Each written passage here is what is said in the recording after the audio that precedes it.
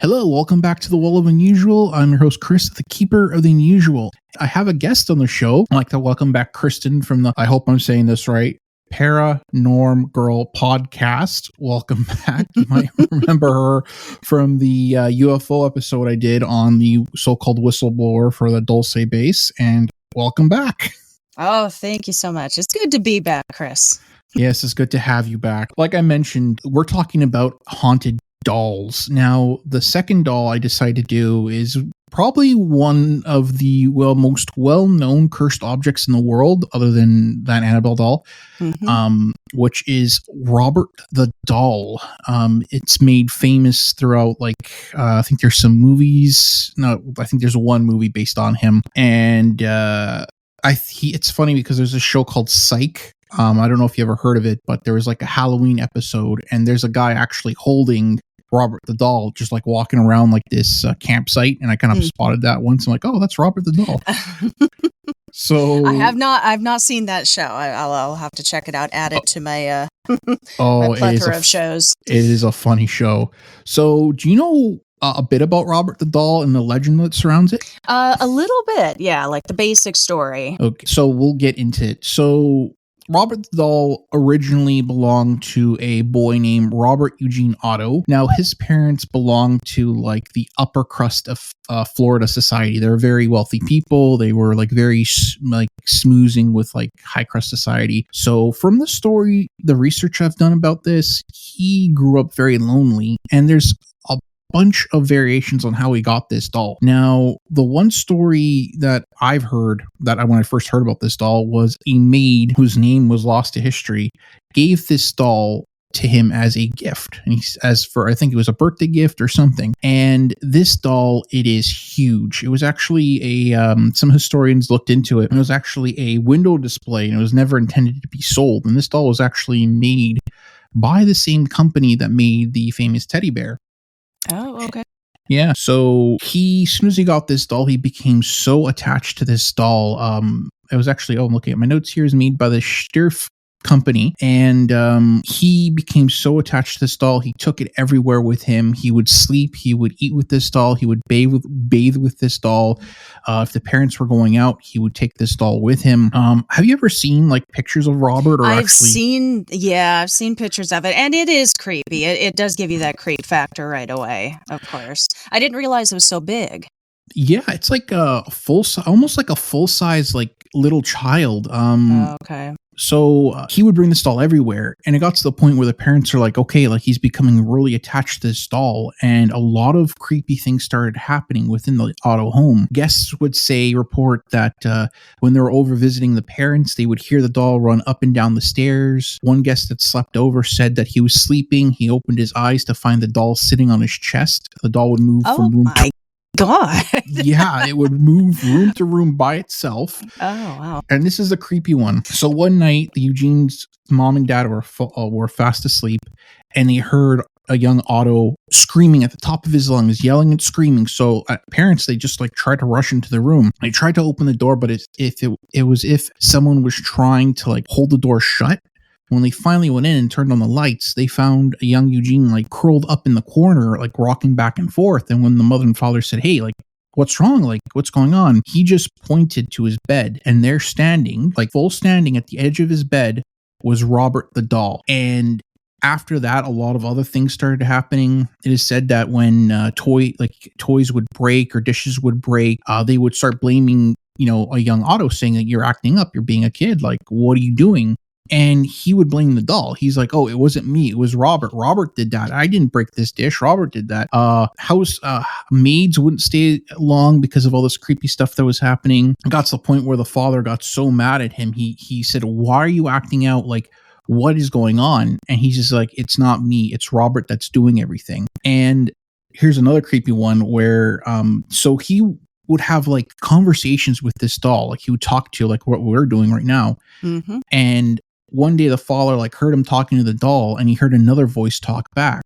And he thought, okay, maybe it's just him making up a voice. So he peeked in the room, and he saw his son talking to the doll, and he heard another voice talk back. Yeah, this like really creepy stuff. Mm-hmm. And so it got to the point where the father said, "Enough's enough with this doll."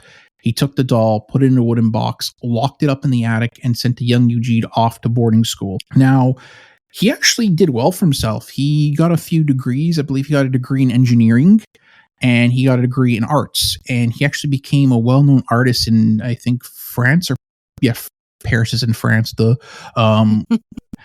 He became really well known. He ended up meeting his wife there. They got married, and I think the father passed away. And then when he heard the mother was dying, he moved back with his new wife back to the home. And if you really want to see like a really creepy rendition, I don't know if you ever heard of the podcast called, I think it's the Lore Podcast. They actually have like a TV show on Amazon. I think they cover this, and the rendition they do is like him like coming with his wife, and the wife talking to her mother-in-law, and there's like a creepy part where the mother-in-law like grabs her by her arm and says, "You need to leave. The doll's evil." And the mother-in-law and the daughter-in-law is like, "Oh, okay, this is just a crazy woman." So this was after Robert the young, now much older and out of school. He had his wife, or like soon to be, and he had brought the doll back out. So what happened was that he moved back into the home, and he ended up, I couldn't really find it within my research. I think he found the doll again, and he just picked up with his old habits. And the mother eventually passed away, and they decided, okay, we're just going to live in this home, because he inherited the home. I think he had 2 other siblings. They inherited some other things, and I forgot. I think they just ended up just giving him the home. So they were living there. And he started falling back in his old habits again. Like he would carry this doll everywhere. He would, because he was a painter, he would paint, and he would have this doll by his side. And his wife even said that he would fly out in fits of anger and get mad and upset and yell and scream, and just look at her and just snap out of it and just say, "Oh, that wasn't me that was yelling at you. That was Robert. That wasn't me. That was Robert." And it got to the point where he went up to her one day and just looked at her and said, "Robert wants his own room." And she's like, "No, we're not giving him his own room."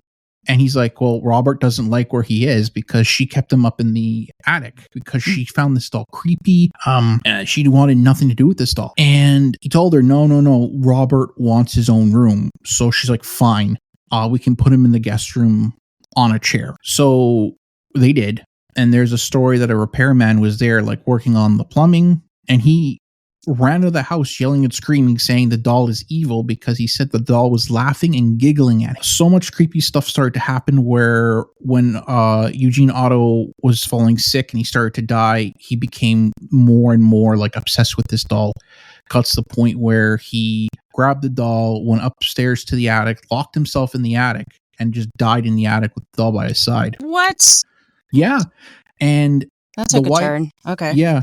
And the wife is like, "Okay, well, laid her husband to rest and just moved out of the house, left the doll behind." Mm-hmm.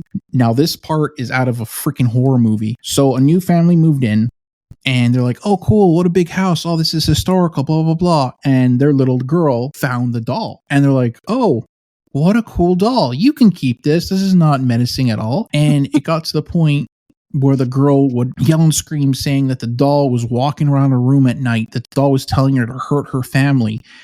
And the family's like, "Okay, screw this. We're moving out of this house and we're leaving this doll fucking behind." And an older lady moved in, and she lived with this doll. It did not bother her. From the research, I couldn't even find her name. It didn't bother her. And it got to the point where I think she went to where Robert now resides, which is the East Martello Museum in Florida. And she gave the doll to the museum, and she looked at the staff and said, "Careful, this doll is haunted, and there's something wrong." The woman who this doll did not bother while she had it told the museum, "Careful, it's haunted." Yeah. She told them, like, "This is haunted." Okay. And the museum staff is like, "Okay, like, thank you for this donation." And weird things started to happen in the museum. Staff reported the doll would get out of its case and move. Staff heard the doll giggling. Some people have looked at the doll, said if you look at this doll long enough, oh, it's weird. I'm looking at a picture of him right now. If you look at this doll, careful. Yeah. You look at this doll long enough, its facial expressions would change in front of you. Mm-hmm. And a lot of creepy things have happened with this doll. Now, I don't know if you've heard, like, if you go visit this doll, you have to say hi to it. You have to acknowledge Robert. And if you want to take a picture, you have to ask permission before you do. Yeah. I have heard that. Yeah. And yeah, go on. Oh, so I've heard the word on the street is that there have been some occasions where people did not ask permission to take his picture and bad things happened. And the museum has received multiple letters asking, from the person just saying, "Oh my gosh, my life has just turned to crap. I'm so sorry. Please tell Robert I'm so sorry for taking his picture without asking permission." You want to hear one of the letters? Absolutely. So I'm actually on the actual museum website, and it says this is an example of a letter. Obviously, begins with "Dear Robert," and here's just a section of it. "I didn't know my visit upset you, as it was never meant to be.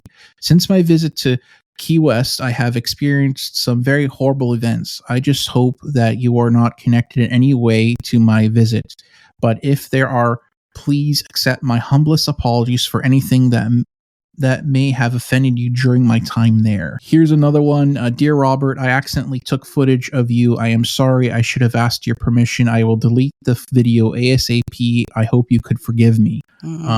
Another one. "My husband and I were visiting the museum of December of 2019. My husband took your photo without asking. When we were leaving the museum, as I was going through the door, I felt a shock go across my shoulders. In January 2020, I was diagnosed with several illnesses and have not been well since.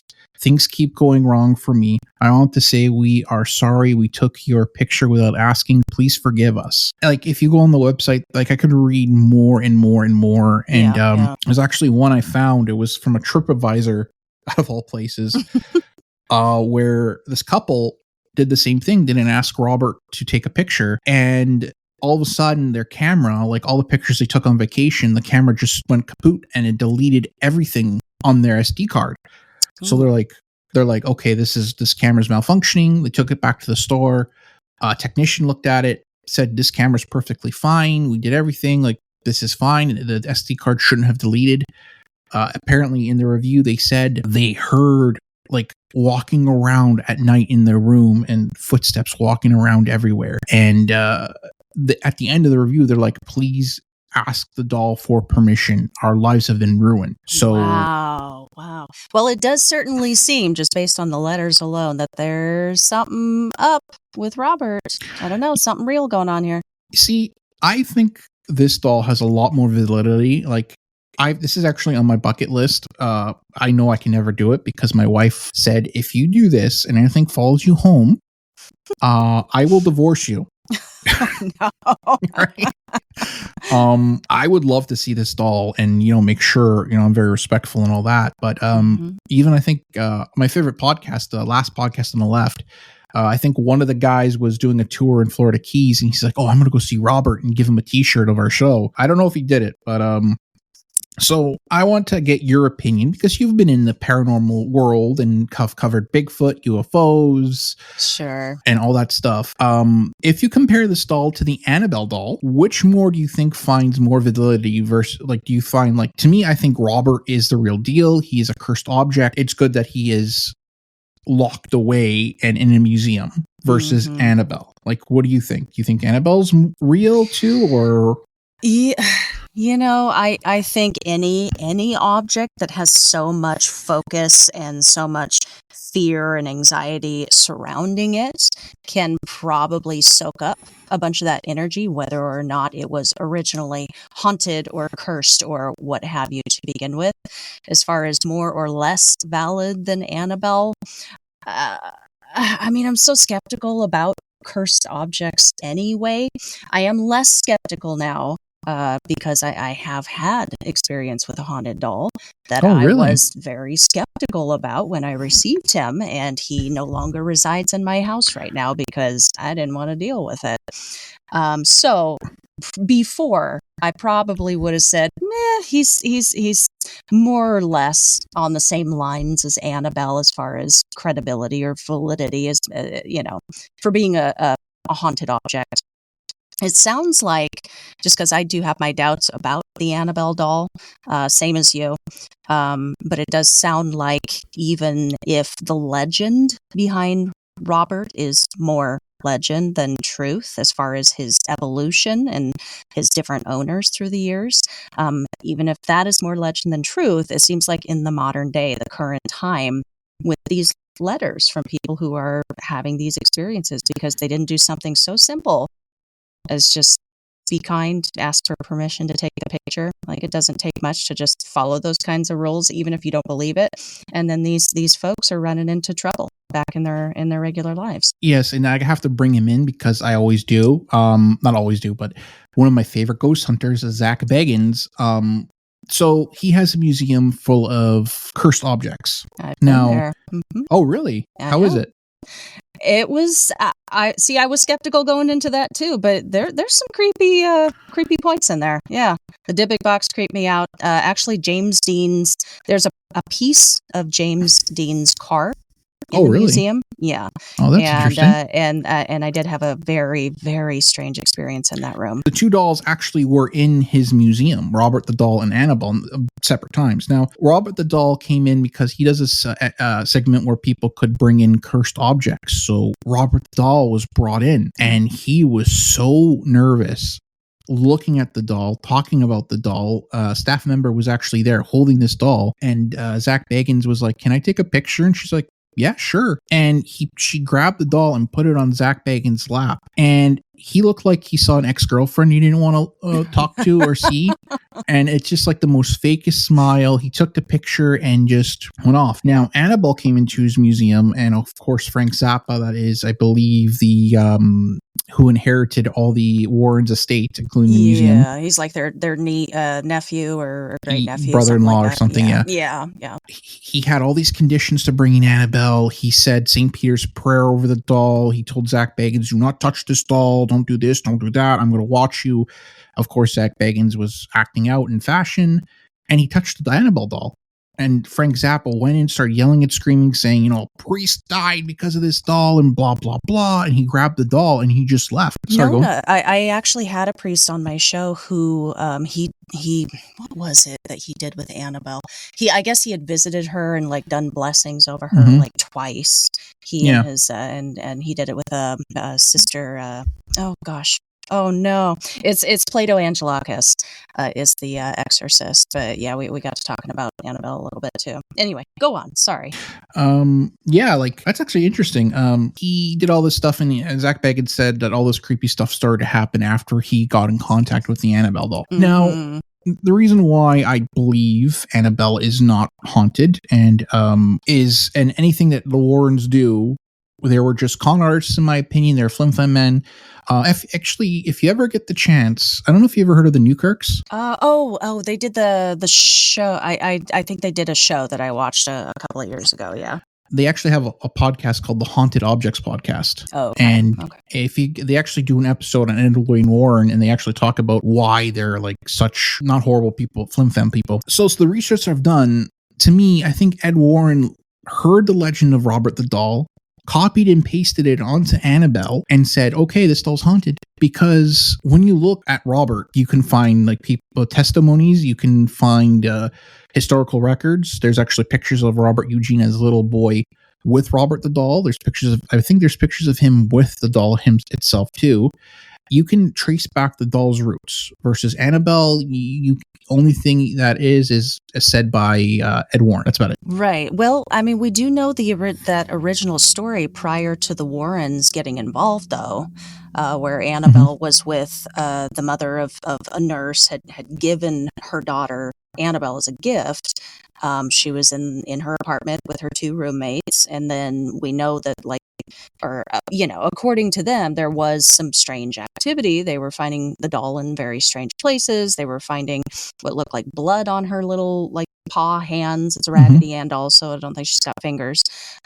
So like as far as that story is concerned, do you put any validity into that originating story prior to the Warrens? You know, if those people that own the doll have come forward and say, like, you know, again, I could be wrong about Annabelle. I could be totally wrong. I'm not saying my opinion's right, but if the people come forward and say, listen, like, we own the doll, this is our creepy experiences we had with the doll, and maybe I would give it more validity. Like, Greg Newkirk said that, you know, because they collect haunted objects, and he said that most objects we get, 90% of them, nothing happens. Like, people write in saying, oh my God, like, you know, I experienced X, Y, and Z with this object. They get it in their possession and nothing happens. But he says there's always that 1% that, you know, something happens when, as soon as they get it, that, you know, make them question. Like they say, like, doesn't mean the object is not haunted. Again, I could be wrong. I could be wrong that, you know, Annabelle is completely haunted and there's a demon attached to it, and et cetera, et cetera. But I don't know. Again, I'm rambling here, but No. I get what you're saying. You know, I mean, the bottom line, like if I have a theory about haunted objects, just because I am still so skeptical, and you know, just like you were just saying, like maybe, you know, maybe it comes more down to the perceiver or the person that is near the haunted object too. Like I've had that thought as well. Like maybe it has more to do with the person themselves than the object themselves. Like the object itself may have this energy attached to it, but whether or not it has an effect on people, I think that comes down to the person. Like, for instance, in Robert's story, we hear all this crazy, creepy stuff with its first two child owners, and then the woman that's like, meh, I mean, you know, it's haunted, or so she told the museum, it's haunted, but like she didn't have any issues. She was fine. Everything was fine. So why, I don't know, why that difference? If it's a haunted object, then it's a haunted object, you would think. Yeah. There was a difference, yeah. Yeah, that's a very good point. Now, so you had a haunted doll at one point? I did. It was gifted to me by a listener of the show, and he's a friend of mine now. But it was like a Seattle Seahawks kind of like anniversary, like, you know, limited edition, like stand up. It stood on a little pedestal, but it was just like a little player, like a plushy player with a hard head. And this listener, he was like, there's stuff that's happening at my house all the time. I need to get rid of this doll. Do you want it? Since you're into this stuff, do you want it? I'll send it to you. Just be prepared. And at that point, I was like, oh, yeah. Okay, whatever. Yeah, sure. Go ahead and send me the haunted doll. All right. So he does. And it arrived, actually, the stuff started immediately as soon as I received it. It arrived packed up in a bag within a bag that was within a box within a box. It was an unboxing video that we were trying to film. As we were filming it, my partner Lee, he was filming it on his phone, and the video just kept stopping. Like it stopped recording for no reason. Like it just stopped like 3 times. We kept having to restart the video and keep going until I finally reached this doll. So I got the doll out. I'm like, you know what? I'm putting this guy in my studio. Oh, wait. Back to the film. While we were filming, randomly, for no reason, my dogs, and you can hear it in the video, my dogs just started going just ape. Just crazy. Oh, wow. Yeah, like they were barking at something. So fast forward, I stick it in my studio. I think I had it in here for maybe 2 weeks. And then there were, I'll mess it up. I can't exactly remember right at this moment. I wrote it down somewhere, but there were like 3 distinct things that happened that it was like I think like an animal started getting sick out of nowhere. Lights were just burning out across my place, like that, and that's just something that's irregular. Like, you know, we have good bulbs, so they're burning out all over the place. And then like the final straw, because at the end of the 2 weeks or however long he was here, he wasn't here very long, but by the end of this span of time, it had started to dawn on me that there were some very strange, unexplainable things that had only started happening just like full steam when this doll arrived.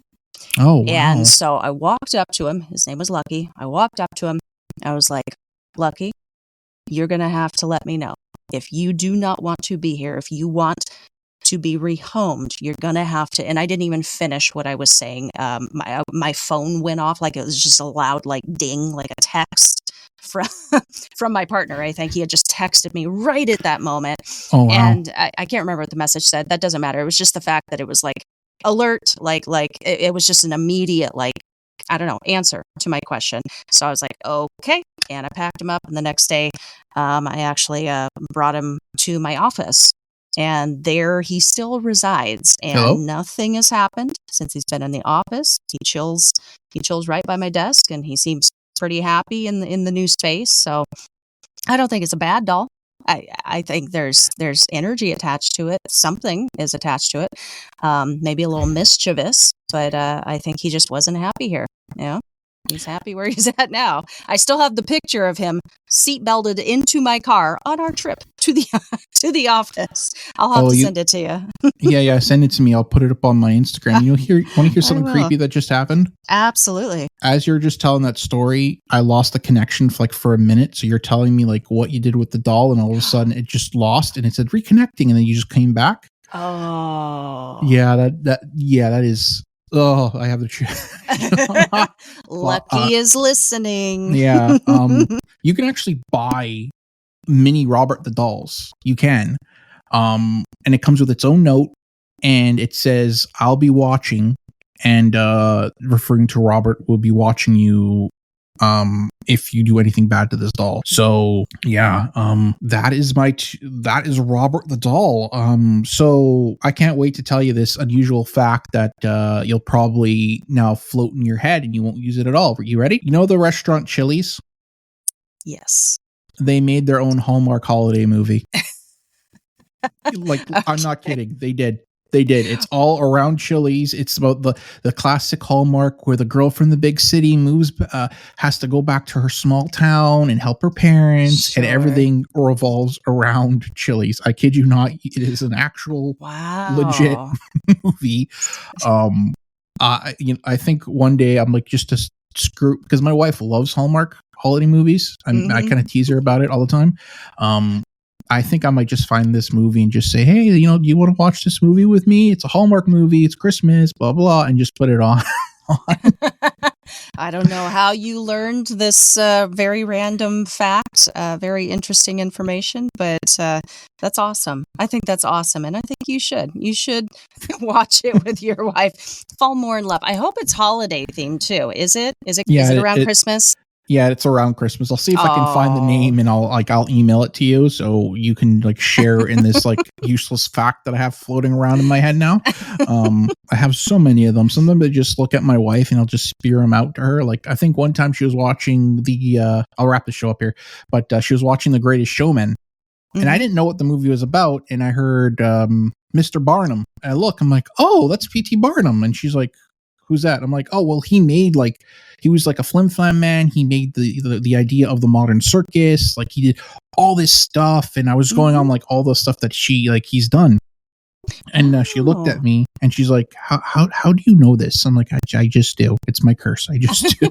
I think you kind of had to be like, I don't know, a weird kid growing up maybe to still be familiar with P.T. Barnum. I think a lot of people nowadays aren't. Yeah. Thanks, Kristen, for coming back onto the show. Hope you had a awesome time, and thank you for sharing that story of your cursed doll, even though that creepy thing just happened a few minutes ago. Absolutely. My pleasure. And thank you so much for having me back on, Chris. Yeah, it's good. And guys, don't forget, please go to her podcast. She has a lot of awesome episodes. Are you still doing the what's it called? Is it Beer, Booze, and Boogeyman? Or? Yeah, are you still doing that? I am. Yeah, actually, we've got an episode, our next live coming up on July 5th. It's nice. Red, White, Encrypted. Oh, nice. And on social, I don't know if you've been noticing, but we've been doing like a high school, cryptid high school superlative. So like, who's got the best smile? Who's going to be prom queen or whatever. So yeah, we've been doing that. So July 5th, yeah, tune in on YouTube, y'all. Oh, that's nice. All right. And also you did a cool live ghost hunt thing too, I think a while back, which was awesome. Gosh, I have to find that and watch. That was pretty good. Yeah. So yeah, so until next time, guys, don't forget to stay unusual, my friends.